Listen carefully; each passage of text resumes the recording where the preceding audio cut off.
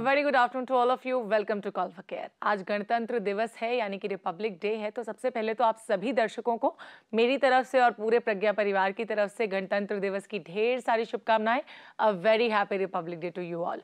और इसी के साथ अपने देश के नागरिकों से मैं ये गुजारिश करना चाहूँगी और कहूँगी कि हर लिहाज से वो अपने देश का नाम ज़रूर रोशन करें। चूँकि आज हमारे देश का संविधान लागू किया गया था, तो सभी लोगों से मेरी ये विनती है, ये निवेदन है कि हमारे देश के रूल्स एंड रेगुलेशंस को ज़रूर फॉलो करें। जितने भी रिस्ट्रिक्शंस हमारी गवर्नमेंट ने हम पे लगाए हैं वो हमारे भले के लिए ही हैं, और वो लोग भी चाहते हैं कि हम खुश रहें, तो उनके साथ हमें भी कोऑपरेट करना चाहिए और उनके बताए गए नियमों का पालन भी करना चाहिए। अब अगर हम स्वस्थ रहेंगे तो ही तो हमारा देश स्वस्थ रहेगा, क्योंकि हम भी तो अपने देश में ही काउंट किए जाते हैं। और अगर आप स्वस्थ रहेंगे तो आपकी फैमिली का भी स्वस्थ रहना बहुत इंपॉर्टेंट है। तो आज हम अपने शो में बात करने वाले हैं healthy you and healthy family. कैसे आपके स्वस्थ रहने से आपकी फैमिली स्वस्थ रह सकती है और आप क्या स्टेप्स उठा सकते हैं जिससे आपकी फैमिली स्वस्थ रह सके यानी हेल्दी हो सके। इसके बारे में बात करने के लिए हमारे एक्सपर्ट डॉक्टर अनिल नैयर इस वक्त हमारे साथ स्टूडियो में है। So let's welcome him first. आपका बहुत बहुत स्वागत है हमारे शो पर। Thank you. और इसी के साथ हम बात करेंगे गणतंत्र दिवस के शुभ अवसर पर हेल्दी एंड हेल्दी फैमिली के बारे में। लेकिन सबसे पहले मैं चाहती हूँ कि हमारे देश के जो सिटीजन्स हैं, जो नागरिक हैं, वो इस रिपोर्ट पर जरूर नजर डालें। आइए देखते हैं कौन सी है वो स्पेशल रिपोर्ट। औरत, कभी माँ, कभी बेटी, कभी बहन, कभी बीवी तो कभी बहू, अलग अलग रूपों में हमेशा से घर को सहेजे, रिश्तों को संभाले और अपने हर फर्ज को बखूबी निभाती आई है। घर की धूरी कहलाने वाली ये औरत अक्सर अपनी जिम्मेदारियों को निभाने में इतना व्यस्त हो जाती है कि वो खुद का ख्याल ही नहीं रख पाती। दूसरों की सेहत का जितना ख्याल उन्हें रहता है, उतना ही वो अपनी सेहत को लेकर लापरवाह रहती है, जिस वजह से अक्सर वो बीमारियों से घिर जाती है। ऐसे में उनकी बीमारी का पूरे परिवार पर असर पड़ना लाजमी है। इसलिए जरूरी है इस बात को समझना कि आपका सेहतमंद रहना ना सिर्फ आपके लिए जरूरी है, बल्कि पूरे परिवार को हेल्दी और खुश रखने के लिए भी बेहद जरूरी है। क्योंकि जब आप हेल्दी रहेंगी तभी आप अपने बच्चों, अपने परिवार को हेल्दी रख पाएंगी। याद रहे कि बच्चे हमेशा अपने माँ बाप की देखा देखी ही करते हैं। ऐसे में अगर आप अपनी सेहत को नजरअंदाज करेंगी तो बच्चे भी आगे चलकर ऐसा ही करेंगे। इसलिए आज से ही अपनी सेहत को नजरअंदाज करने की आदत छोड़िए और कीजिए एक नई शुरुआत, खुद को सेहतमंद रखने की, अपनों को खुश रखने की, क्योंकि आपके अपनों की खुशी जुड़ी है आपकी सेहत से। तो हर लिहाज से देखा जाए या फिर सही मायनों में अगर बात की जाए तो मैं ये समझती हूँ और हमारा पूरा देश ये समझता है कि एक औरत घर की पिलर होती है, वही होती है जो सब लोगों को जोड़कर रखती है, सब रिश्ते नातों को जोड़कर रखती है। तो उसका तो स्वस्थ रहना बहुत इंपॉर्टेंट हो जाता है, लेकिन कई बार ऐसा नहीं होता। अब किन फैक्टर्स के चलते औरत हेल्दी नहीं रहती, आइए जानते हैं अपने एक्सपर्ट अनिल नैयर जी से। तो डॉक्टर अनिल, हमने देखा कि एक औरत के स्वस्थ रहने से उसकी फैमिली किस तरह से स्वस्थ रहती है, लेकिन क्या फैक्टर्स हैं जो एक औरत की हेल्दी ना रहने की वजह बन सकते हैं? नमिता, सबसे पहले तो मैं इसमें ये कहना चाहूँगा कि हम हेल्दी रहने को सिर्फ ये ना समझें कि सेहत के लिए एक्सरसाइज करनी है, जिसमें कि तरह तरह की आज हर तरह के लोग एक्सरसाइज करते हैं, व्यायाम कर रहे हैं, मेडिटेशन कर रहे हैं, बहुत कुछ कर रहे हैं कि भी हमारी सेहत ठीक रहेगी। मैं यहाँ ये कहना चाहूँगा कि सिर्फ शारीरिक सेहत से काम नहीं चलने वाला, हमें अपनी मानसिक सेहत ज़्यादा जरूरी है। बिल्कुल। अगर हम ये मानते हैं कि मैं शारीरिक तौर पर तो स्वस्थ हूँ, खाना पीना मेरा सब अच्छा है, लेकिन मानसिक तौर पर मैं कमज़ोर हूँ, तो उस शारीरिक स्वास्थ्य का कोई फ़ायदा नहीं है। बिल्कुल ठीक। तो इसलिए ज़्यादा ज़रूरी है कि हम अपनी मानसिक स्थिति को स्ट्रॉन्ग करें, वो सेहत बनाएं। उसके लिए ज़्यादा ज़रूरी है कि हम अब सबसे पहले गुस्से को कंट्रोल करें। बिल्कुल। जो कि बहुत मुश्किल है, कहना बहुत आसान है दूसरे को कि भाई साहब गुस्सा मत करो, लेकिन कंट्रोल करना मुश्किल नजर आता है।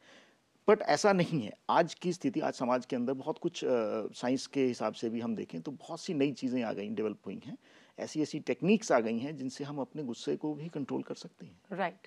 सो मेरा सिर्फ ये मानना है कि हम अगर चाहते हैं कि स्वस्थ खुद हो, हमारा परिवार स्वस्थ हो, हेल्दी हो, स्वाभाविक है ये दोनों चीज़ें हेल्दी होंगी तो देश भी हेल्दी होगा।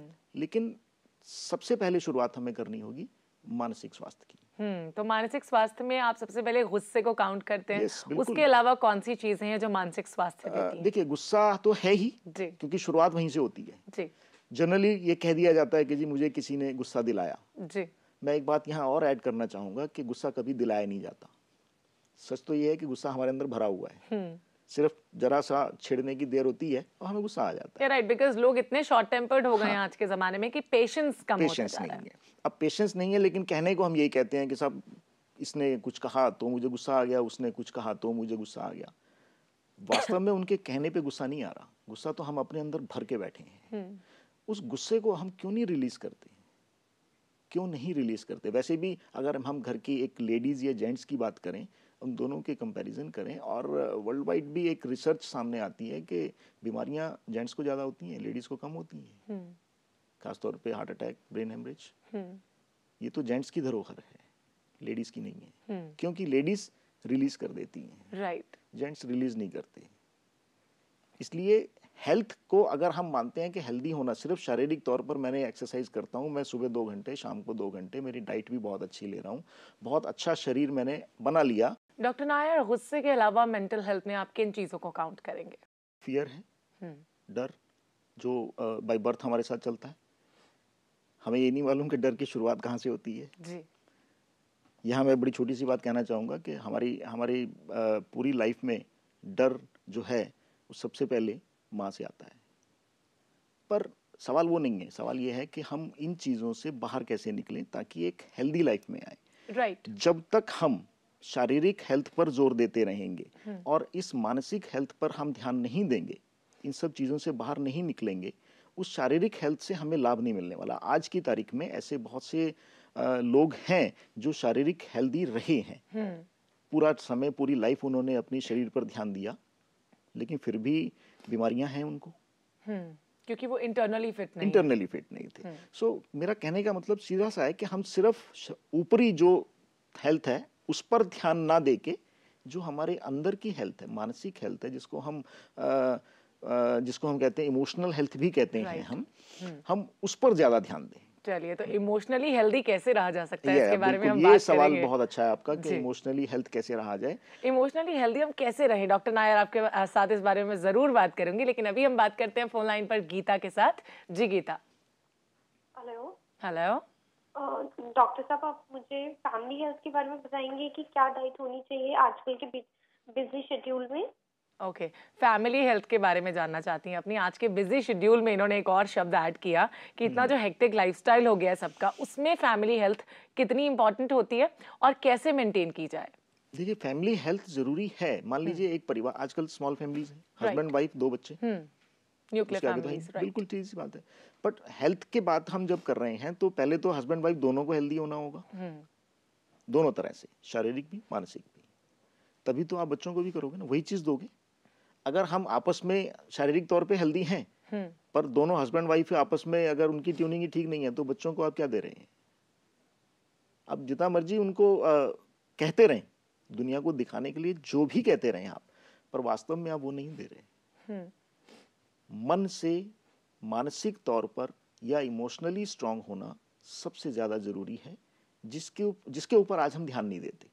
जनरली ये कह दिया जाता है कि जेंट्स को अगर कोई आंसू आ जाए तो उसको कह दिया जाता है कि यार ये क्या है, ये तुम औरतों की तरह रो रहे हो, मामूली बात है। लेकिन मैं ये कहता हूँ कि इमोशनल होना वीकनेस है या स्ट्रेंथ? चलिए, वीकनेस है या स्ट्रेंथ, ये आपसे ही मैं जानूंगी, क्योंकि बहुत सारे लोग इसे वीकनेस कहते हैं और बहुत सारे लोगों का ये भी व्यू है कि अगर आंसू बाहर ना आए तो वो वीकनेस का रूप ले सकते हैं, यानी अंदर ही अंदर आपको घोट सकते हैं या फिर अंदर ही अंदर आपको इतना मैं कहूंगी कि अनहेल्दी बना सकते हैं, जिससे कि आपकी जो शारीरिक सेहत है वो भी ठीक नहीं रहती। तो इसके बारे में अपनी चर्चा को जारी जरूर करेंगे डॉक्टर नायर के साथ, लेकिन इस छोटे से ब्रेक के बाद stay tuned and keep watching call for care.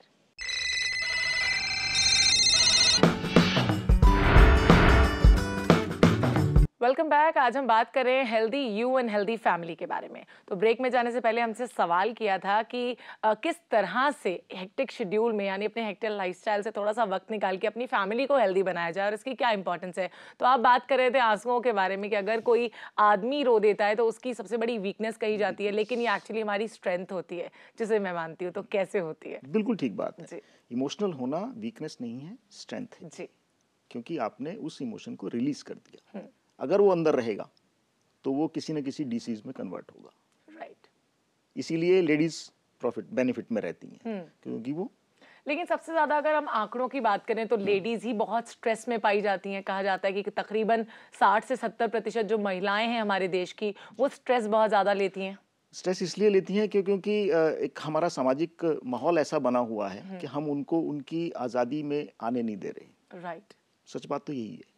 चाहती हैं, वो बहुत कुछ करना चाहती हैं। एक पारिवारिक स्थिति बन गई है। एक लड़की अगर अपने घर में शादी से पहले उसको यही कहा जाता है कि तुम्हें अब जो करना है दूसरे घर में जाके करना, तो वो अपने अपने जो कुछ उसके इमोशंस हैं, वो बहुत सी काम हैं जो उन चीज़ों को रोक के बैठी है, दबा लिया कि चलो अब मैं दूसरे घर जाऊंगी तब करूंगी। दूसरे घर में आ गई तो वहां भी दूसरी समस्या, अच्छा करना था तो पुराने अपने घर में करती है, यानी अपने तौर तरीके नहीं आजमाने नहीं दिया जाते। यही रीजन है कि हम एक हेल्दी लाइफ की तरफ तो जा ही नहीं पा रहे ना, क्योंकि हम अपने प्रेजेंट में अपनी लाइफ तो जी ही नहीं रहे। आज हमें फ्यूचर की चिंता है, हम आगे 10 साल 20 साल की प्लानिंग कर रहे हैं, आज में नहीं जी रहे।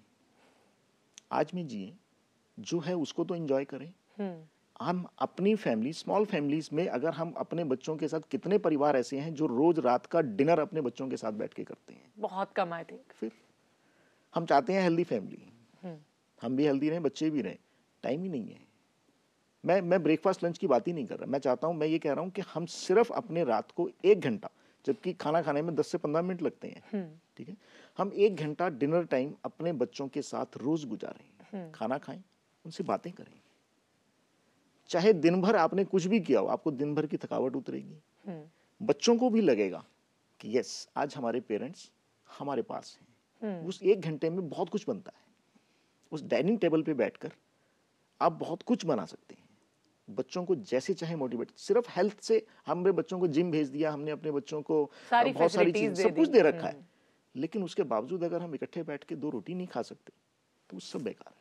बिल्कुल ठीक। यानी टाइम स्पेंड करना पेरेंट्स का अपने बच्चों के साथ, या फिर मैं कहूँगी हेड ऑफ द फैमिली जो है, पूरे परिवार के सदस्यों के साथ बैठकर डिनर करना, या फिर उनके साथ बैठ के ये डिस्कस करना कि पूरी दिनचर्या में उन्होंने क्या क्या किया, बहुत इंपॉर्टेंट होता है। चलिए इसके बारे में और बातचीत करेंगे डॉक्टर नैया के साथ, लेकिन अभी बात करते हैं प्रिंस के साथ, जिन्होंने फरीदाबाद से हमें कॉल किया है। हेलो। हेलो। यस प्रिंस, बताइए क्या पूछेंगे आप? जी, मैं पूछना चाहता हूँ कि जैसे कि हमारे आजकल फास्ट फूड का जमाना है, तो हम फास्ट फूड के टाइम पे अपने शरीर के लिए ऐसा क्या चुने जो बेटर रहेगा, आगे समय के लिए भी रहे, हमारे शरीर के लिए भी रहे। यानी आप ये जानना चाहते हैं कि फास्ट फूड में आप क्या चुन सकते हैं अपने शरीर के लिए जो आपके लिए बेटर रह सकता है? जो बेटर हो या फास्ट फूड से रिलेटेड हो। ओके, तो आप घर का खाना पसंद नहीं करते हैं? मैं आपसे एक क्वेश्चन करना चाहूंगी। मैम थोड़ा कम।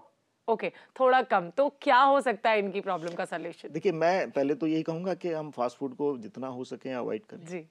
क्योंकि फास्ट फूड का जो प्रोसेस रहता है, नेचुरली उसको बहुत कम टाइम के अंदर पकने के लिए जो टाइम चाहिए एक खाने को, हमारे घर में हमारी माँ, हमारी बहन, हमारी बहू बेटियां जो खाना बनाती हैं, वो क्यों खाना बनाने में 1.5 घंटा लगाती हैं?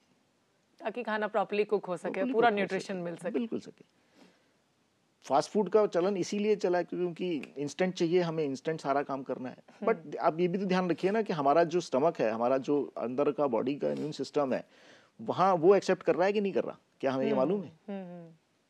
खा तो लेंगे, दुनिया खा रही है, सब कुछ कर रहे हैं, बच्चे भी खा रहे हैं, बहुत सारी चीज़ें हैं। आज लोग मल्टी लेवल मार्केटिंग कंपनीज इसके अंदर, मल्टीनेशनल कंपनीज काम कर रही हैं, लेकिन चल तो सब कुछ रहा है, बट एक्सेप्टेंस तो हमें देखना है कि हमारे लिए क्या बेटर है, घर का खाना या फास्ट फूड। सवाल ये नहीं है कि हम फास्ट फूड में क्या बेटर है, क्या खाएं। मैं ये कैसे कह सकता हूँ कि बहुत सब फास्ट फूड के अंदर फला एक कंपनी है उसका वो खाओ, मैं नहीं कह सकता। पर हम घर के खाने को क्यों अवॉइड करना चाहते हैं, जिसके अंदर सबसे बड़ी चीज, बात फिर वही आ जाती है, इमोशन। घर का खाना माँ या बेटी या बहन जब बना के देती है, उसमें सबसे बड़ी चीज कि उसमें इमोशंस होते हैं। राइट।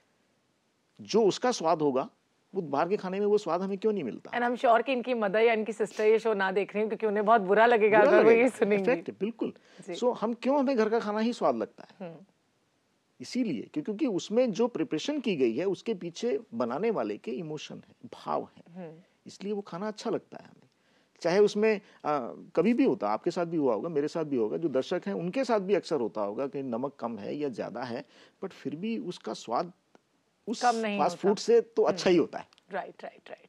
सो कहने का अभिप्राय मेरा सिर्फ इतना है कि हम लोग अच्छी सेहत के लिए अच्छा खाना, प्रॉपर खाना ही पड़ेगा। हम फास्ट फूड से हम ये सोचते हैं कि हमें अच्छी सेहत मिलेगी, नहीं मिल सकती।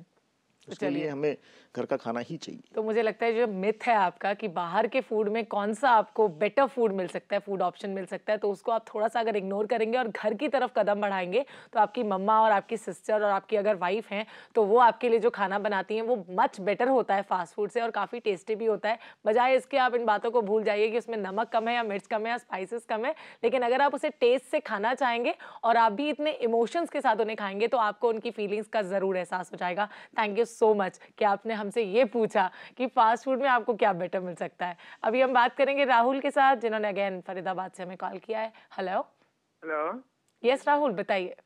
मेरे ये क्वेश्चन पूछना है, जैसे मेरे भाई है उसकी ज्यादातर शिफ्ट की जॉब है, कभी सुबह कभी शाम, तो वो ज्यादा खाने में आनाकानी करता है, तो मैं उसकी मतलब डाइट इम्प्रूव कैसे करे जाए? मतलब एज कितनी है आपके ब्रदर की?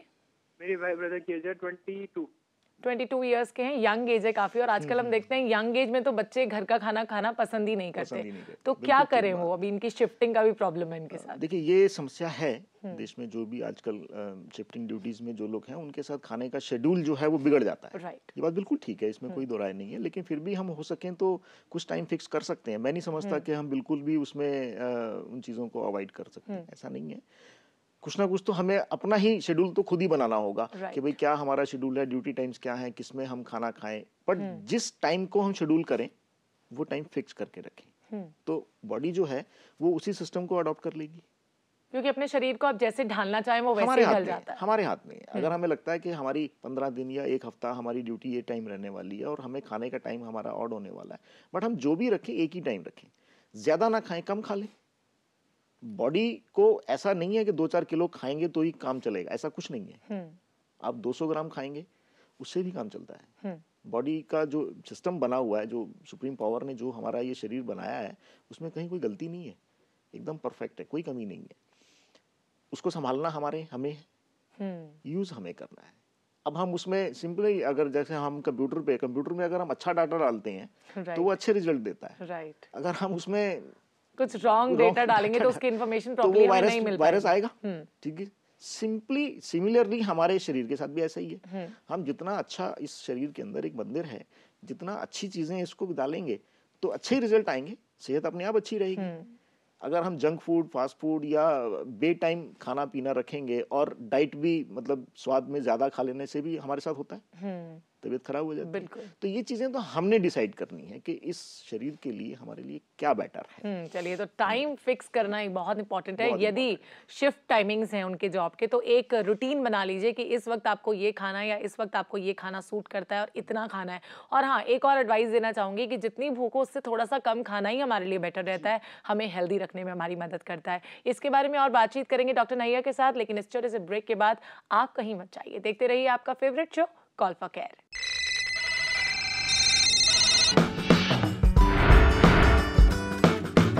तो आज हम बात कर रहे हैं healthy you and healthy family के बारे में। बहुत सारे लोगों के हमें कॉल्स आए, उन्होंने हमें ये पूछा कि फास्ट फूड में क्या अच्छा हो सकता है, साथ साथ ऐसा क्या करा जाए जिससे कि मतलब जो बाहर का खाना है वो और भी अच्छे से हम खा सके। लेकिन किसी ने भी हमसे अभी तक ये नहीं पूछा कि घर के खाने में ऐसी कौन सी चीजें होती हैं जो हमें हेल्दी बना सकती हैं। तो किन चीजों को खाकर, मैं आपसे पूछती हूँ डॉक्टर नैया। घर के लिए तो बड़ी सीधी सी बात है, हम आज हर घर में, सवाल यहाँ ये नहीं है कि वो किसी बड़ा घर है या छोटा घर है, पर खाना भोजन से जो भी रिलेटेड, जितनी भी आज अन्न से रिलेटेड चीजें जो घरों में इस्तेमाल होती हैं वो कभी भी गलत नहीं हो सकती, सभी अच्छी होंगी।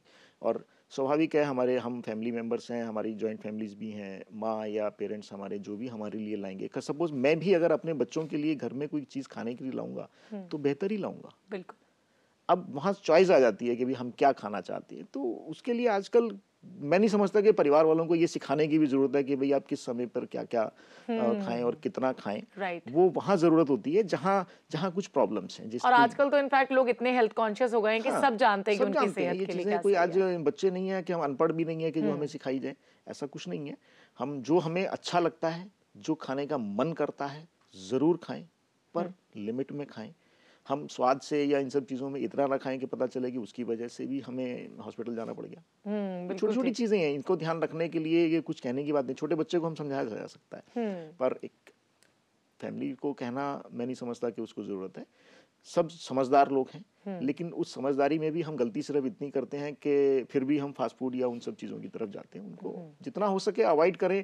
वंस इन अ वाइल, महीने में 2 बार अगर एक बार आपने खा भी लिया तो उसका कोई नुकसान नहीं होने वाला। बिल्कुल, लेकिन ज्यादातर अगर उन्हें अवॉइड किया लेकिन जाए अगर हम तो डेली उस पर डिपेंड हैं, उन चीज़ों पर, फास्ट फूड पर, उन पर डिपेंड हैं, तो वो नुकसान तो करेंगे। फिर हम हेल्दी सेहत की तो वो भी छोड़ दें।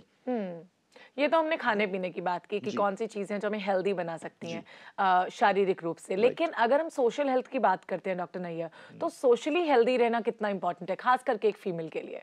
बहुत ज़रूरी है सोशली हेल्दी रहना भी, क्योंकि समाज में आज जो सोशली हेल्दी हैं उन्हीं को ही मौके मिलते हैं। उनको एक मान सम्मान या सारी चीज़ों से आगे बढ़ने के मौके भी उन्हीं को मिलते हैं जो सोशली हेल्दी होंगे। वो भी बहुत ज़रूरी है, और जहाँ तक हो सके हमें उस पर काम करना चाहिए। एक लेडीज़ के लिए तो खास तौर पे मैं कहूँगा, जो कि लेडीज़ को सिर्फ समस्या सिर्फ एक ही जगह पर है कि हम फैमिली में हम उनको ओपनली काम करने का मौका नहीं देते। सिर्फ एक ये कमी है। और जहाँ मिल रहा है मौका, जिन लेडीज को आज मौके मिले, उन्होंने अपनी कोई कसर भी नहीं छोड़ी। कौन सा ऐसा मुकाम है जहाँ आज लेडीज नहीं पहुंची है?